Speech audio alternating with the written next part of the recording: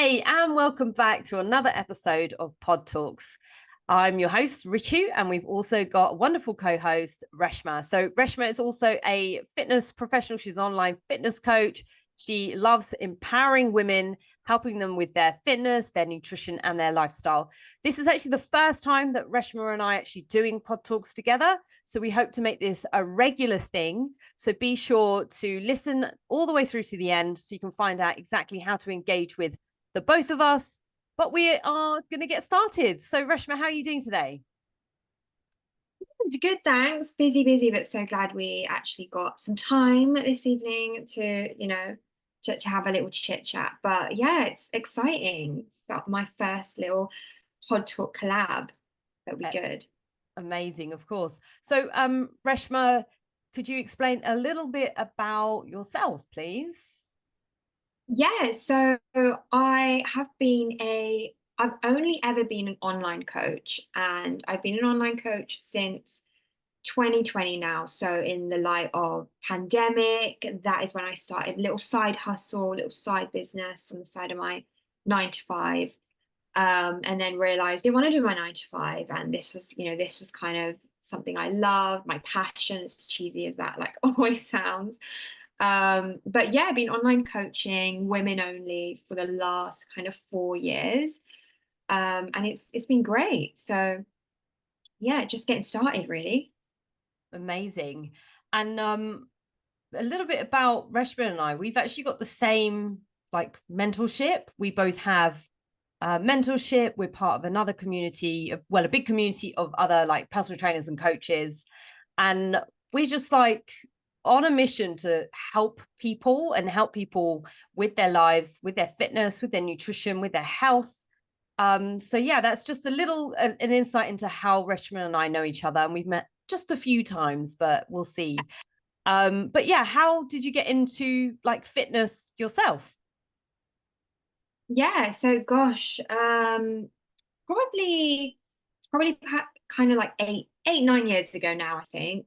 Honestly, I was that kid at school that hated everything, hated PE. I would like forge my PE notes to try and like sign it by my mum to try and get out of doing anything, everything. I was like skinny, weak. And then I think I got into it a bit weirdly. I just got into it because I was just bored one day. And I was at uni, I started doing like a placement year, which was like a 9 to 5, getting you into a job, work experience, and thought, I've got a bit of structure routine. Let me just try out this gym thing. But yeah, for at least like 3 years, I didn't really know what I was doing in the gym. I wasn't noticing any results, nothing at all. I was just building like consistent habits. And then kind of just fell in love with it, decided to do, PT qualification, mainly just to like learn, teach myself. But the more you get into it, the more it becomes a hobby, it becomes fun, you see results. And I just kind of like just ran with it, I think. But yeah, how did you start? Wow.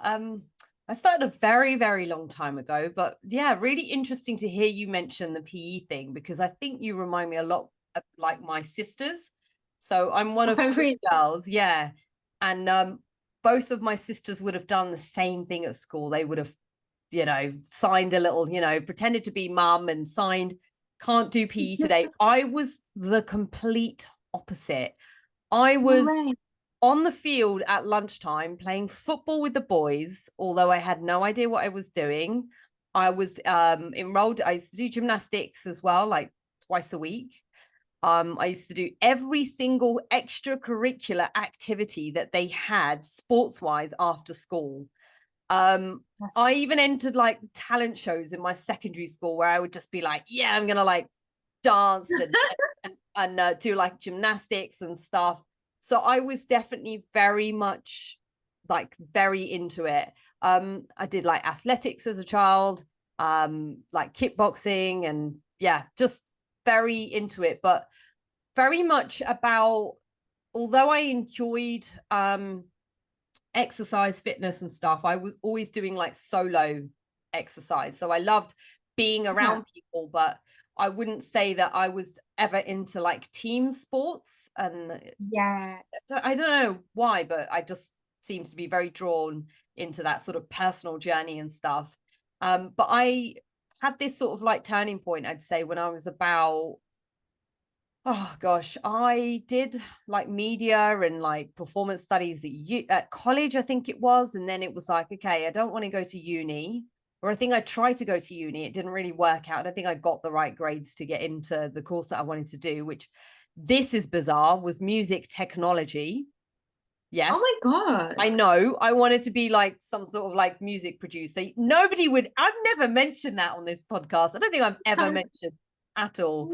But I wanted to do something like that. So I was very much into, performing and stuff. And then it was like, I had this like these two roads or these two things come up. And actually, one of my sisters said to me, she's just like, what do you want to like do with your life? What do you want to get into? And I was like, well, I love like performance and I love like fitness. So it was like, which one do you want to do? And I think I was around 20. I can't really, it was so long ago. Really don't remember so well, but I made the choice that I went with fitness. And then I've spent many years working for different like health clubs. I did go off to uni for a little while and study sports therapy. That I did a little bit older. And then I ended up working in a couple of like physio and Pilates clinics. And then I was just like, do you know what? I'm done with working for other people. I just want to do this myself. And so, yeah, that's like basically how I kind of got into coaching. The online coaching world was massively new to me. I had no idea how to do it, how to serve people online, and until I took the step forward to find help, to get help, basically. And obviously that's again how you and I know each other. But in terms of the online space, I still feel very new to it in some ways. Like I feel like there's always so many things to learn and understand, right? Yeah, definitely. And it's like that online space is, it's so like you've got the influencers and then you've got like the on like everybody's a coach, and then being South Asian on that in that platform, on that space, in our industry is like a whole different like ball game, right? Yeah, 100%. I think we were like talking about this actually. Did you feel Yeah. like when you started with the online coaching, did you ever feel like that was like a barrier to you starting or getting into it? Did you notice any like, I don't know, hate or anything? Yeah, I think it's one of those things like you don't want to like point fingers at certain things. Like you don't want to be like, oh, I'm not successful because of that, because of the way I was, like the way I am or the way I've been brought up. I just feel like you don't want to make excuses, but it did, I would see like other, non-South Asian or not non like POCs in the same space, and I'd always question like why them, like why am I like struggling with this, and you get a lot of backlash. I think it's hard being, like my parents both were kind of immigrants. They came in from another country, and I was like born here, and that's hard enough kind of navigating that and then being on this space where like I actually started as, influencing before I became like an online coach. I kind of like started dabbling in that at the same time, build a community online. Yeah. But what you're doing as a fitness coach is I was showing like my body, and my niche is like glutes, and I'm showing my glutes and doing glute exercises. And I was getting so much like backlash, especially when I jumped on things like TikTok and stuff. Yeah. And it was always from like South Asian like men, and people in your South Asian community. It's never anybody else. And that's a whole different ball game. And it's like we could go on about it, but it's much harder, I think, to kind of like grow in that space, and your own people sometimes are the ones who like don't want to see you grow, which I don't find sometimes in other like demographics. And I was like, oh my God, this is like the harsh reality of like being in this industry and being in this space as a woman as well. um so yeah, that's kind of what I found. You have to be very thick-skinned as well when you put yourself online. But did you find anything like similar on your journey, kind of being online Yeah. So when it came to being online, I found that it was again comments that I was just not used to. Yeah. And again, it would always happen from people that weren't actually following me already. They would be Yeah. like new people that would land on my account and land on posts and almost like question my authority. You Yes. can't do this because you don't look like X. Or it would be like picking apart something, or again, South Asian men saying things like, oh my God, who does she think she is? What is she doing? She looks, stupid or whatever, right? I mean, Yeah. um, it sounds crazy, but that's what I found in the online space. And I feel like when I go way back in the very, very beginning, it was so, so rare, even in the gym space, to see anyone of color Yeah. teaching exercise. It was always very, very limited, like you just wouldn't see it. And this sounds so like crazy, but I literally had a woman tell me that I was mixed race because she couldn't believe that I could be a South Asian female girl at the time, woman or whatever, young woman that was in the fitness industry, that was working in a gym. She was like, oh no, but you're mixed race. And I'm like, no, I'm not actually. And she No was way. like, oh, I thought you were. And I was like, well, what did you think I was? And and it's Oh, just because she had never seen anyone of our like complexion background in that space, and so it just seemed rare. And typically people think South Asians, we are like doctors or accountants, like in yeah. finance or maybe even HR. I mean, I know that there these days there's definitely a lot of women that are doing like the whole PA thing as well, online marketing and stuff. They're in these very like, again, powerful roles. And I've I'd say that it's like I've been in that in-person environment. I've stepped into the online world and I've actually seen so many South Asian female women coaches, like our age, your age, my age, and older, absolutely thriving. And I'm like, wow, this is really, really cool. It's like I stepped, it's like I've been somewhere and then I've stepped into this new space many, many years later, in stepped into the future, and things have changed. Things are so different. And I think it's great. Yeah, no, love that so much. And it's so true. Like there were no, like even online, there were no, I grew up watching a lot of like YouTubers and like fitness people, and none of them were ever, I never came across any like South Asians, uh, Hmm. which is probably why I like decided to create my own like Instagram and fitness page and like journey, because there was nothing, there was nothing out there for me.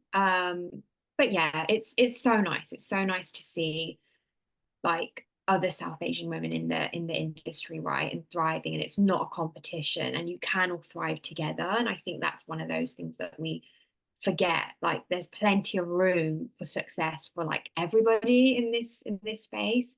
Um, 100%. it's so nice. Amazing. Cool. Amazing. So I'm looking at our little question list. Yay.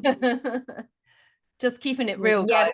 So yeah, yeah, I guess it's when we are doing these topics and stuff, it's always nice to have a little bit of time beforehand, just going over a couple of topics or questions and things. But yeah, um yeah, and yeah, obviously we wanted to talk about, I think, being a South Asian woman in this community, and it's also one of the things, we're both obviously in the same like mentorship group, but it's nice to have somebody in there that you can kind of relay as well, different backgrounds. But yeah, I guess kind of thinking about, you've obviously done a lot of different things and dabbled in a lot of things, and now you're in this like online coaching space, which is great. But I guess what are your future goals? Kind of, do you wanna, is this it? Like, do you want to stay in online coaching? Is this your space? Where do you want to kind of go from here? oh, wow, okay, that's big. I Um, know. I want, this is not just for the interim. I'll tell you that. This is, I'm here. I'm here for a long time. I turned 40 this year, Reshma, and that was one of the reasons why, or like, it kind of gave me a kick up the ass to go, I think I've always wanted to do this, because I actually did have my own coach previously.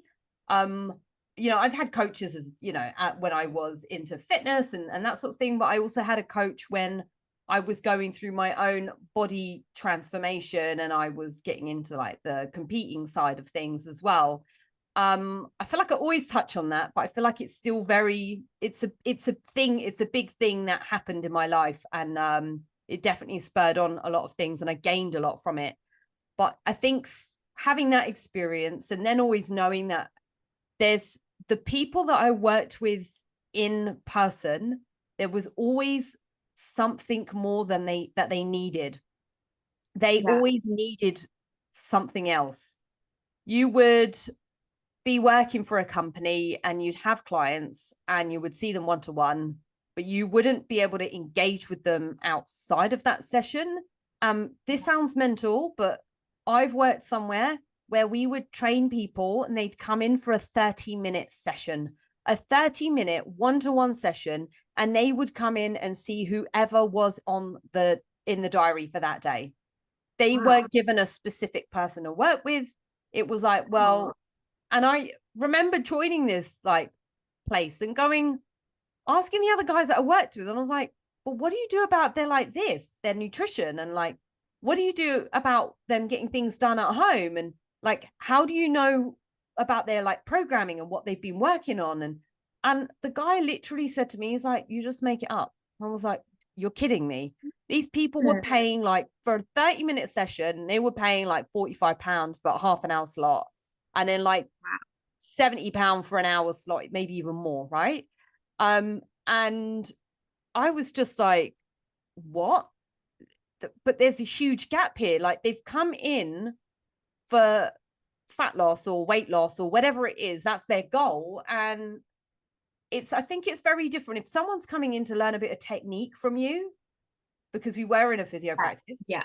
Then I get it. Someone's coming into 30 minutes to kind of tweak something. And so quite often I would have men that I would train as well, and females as well. And they were very fit. And, maybe they did they were like trainers, marathon trainers, or, they did triathlons, and they were into that whole world. But then you would come in and you'd go, right, like, let's fix your deadlift. You've been, maybe they've been sent over to me from the physio because the physio's gone. They're getting X pain, and help them, and you'd like help them out with their technique and stuff like that. There was loads of benefit there. But when it came to people that were definitely looking for physical changes and they wanted weight loss or fat loss, there was nothing else. And you were just told, just tell them to eat healthy. And I remember my boss having this thing, would be like, oh, it's just a balance of, you just need to like eat less and train more. And I was like, that's the most bizarre advice like I've ever heard. Like, eat less and train harder. What is this?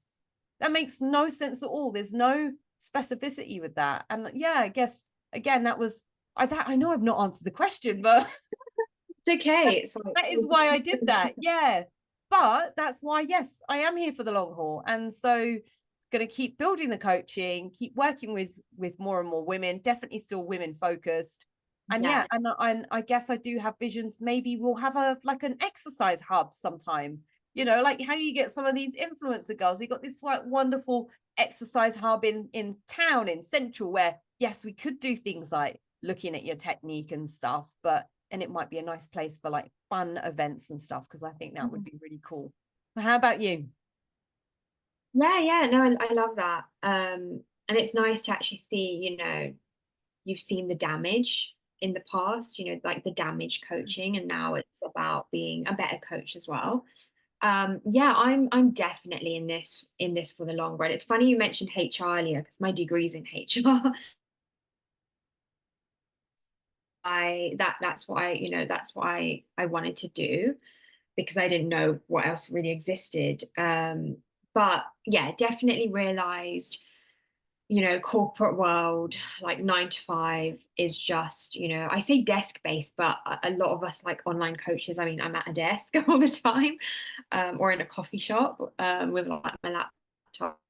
But it's so nice. Like it's people own business, and your own flexibility and time is amazing. And it's actually, I've thought about going back to the 9 to 5 like so many times because it would just be easier. And it's definitely not like, I don't know about you, but well, I think we had a little chat earlier, about how busy kind of we are right now, but it's literally like 6 a.m. from the moment you wake up till, like 8, 9 p.m. the moment you sleep. It's just really full on. But the highs are really great. And when you really help somebody out, and you're not just like throwing them a plan or giving them something generic, you're actually with them in their life, you know exactly what's going on. And the great thing about online like coaching is, you do get to know them sometimes like as a person, and what's going on, and the wins in their life as well. And it's just really nice to like bring people in, like completely like reform them physically, mentally, give them all the tools, and the support as well. And I think it's a very like rewarding job, and I don't think anything else. I don't think any like corporate 9 to 5 working for somebody else can give you that. And I think that's why we don't mind putting in the hours and the time, because we love what we do. So definitely, like it's tough. Don't get me wrong, it's really, really hard. But I think as long as you know that you're here for the right reasons, and your why is big, and you want to help out, as many women as you can. I think, yeah, definitely here for the long run. And it's still early days. I've been a coach for like 4 years, which sounds quite a lot, but you know, I'm always thinking like 5 years ahead, and then 10 years. And then I'm thinking like, oh, if I have kids one day, and then I'll Mm. shift my demographic, and it'll be like mums. And then Yeah. when I'm older, and I'll shift my demographic, and it'd be like older women. Which is quite nice. You can literally take your clients on as you develop and grow as well. Which is so nice. So yeah, definitely in it for the long run too. Here to stay. Amazing. I love that. Oh, okay, cool. So,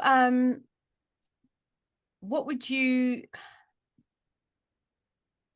hmm, what advice would you give to, I mean, we're going to kind of do this quite a bit, guys. So we will be definitely doing this pod talks together a lot more, creating some sort of like, nice topics and stuff as well. But is there any sort of advice? I kind of sort of take it to more like advice, tips, etc. But is there anything that you would say to women that are like you obviously were saying in the beginning, it's been a journey for you because you didn't have the help that you needed at the beginning, and you kind of like messed around in the gym and just tried things out, didn't really see the results. Is there any advice that you give to anyone else who is starting out and is keen to start their fitness journey? Yeah, yeah. I mean, I always think back to how I probably wasted like 3 years with no kind of plan of action. And I was also very, very shy and like stubborn, to like a bit of both, to ask for help. I would never like, PTs would approach me in the gym. I remember when I was at uni, and like ask if I wanted like a taster or just join a class, and I would just always say no, Mm. um, just because I was quite shy. And I think that sometimes, people, I coach a lot of girls that sometimes say, it's taken me so much courage to actually ask for help. And I'm so glad you've actually reached out to me, because I would have never reached out to you. So if you're kind of watching this as well, and you're like, oh, I've just started, I have no idea how to start. Um, but it's scary to kind of reach out, ask for help. Just, it's so much better to not waste like a year, 2, 3 years of your journey trying to do it on your own, and just not really getting anywhere. And you might, unless you really put in the hours and you educate yourself, you might start making a little bit of progress. But from, the health and fitness world is is crazy. And right now, with all the influencers and the do this, don't do this, it is just so much conflicting advice. So I think it's got a lot more noisier than it was. I think it's so important, like right now in this online generation, to get a coach. And that's with everything, anything, like even us, in business as well, we have a coach. Best decision, I ever made, even though I was very stubborn to like ask for help. I didn't want to ask for help for ages. But the best people in the world have a coach, they have a mentor, they have a leader. So especially if you're new, or even if you've been doing this for a while, you can't see results, you've plateaued, I think just ask for help. There is no harm in having a conversation, having a chat. You'll get so much more out of it than not asking for that help. So yeah, that's, I'll ask for help. Yeah, help is good. I can appreciate where you come from actually with that. Being stubborn, having an ego, feeling like you should know it all, especially for someone like myself who's been in the industry or worked like within health and fitness and sport my whole life. It was hard to ask for help. And sometimes I think I only wish that I started sooner, and I only wish that I had the courage to actually start coaching sooner as well. I definitely found myself just, thinking when like, oh, when's the right time going to be? And, maybe I need to learn more of this, more of that, and more of this. And sometimes actually, rather than sitting there trying to waste your time, like coaches are there for a reason, because they've done the education, they've got the experience. They will half, if not like chop, just completely chop the time that it would take for you to go and educate yourself to go and get these goals, or whatever it is that you want to work on, whether it's you're fit or just getting fitter, or you want like body composition changes, any of those things.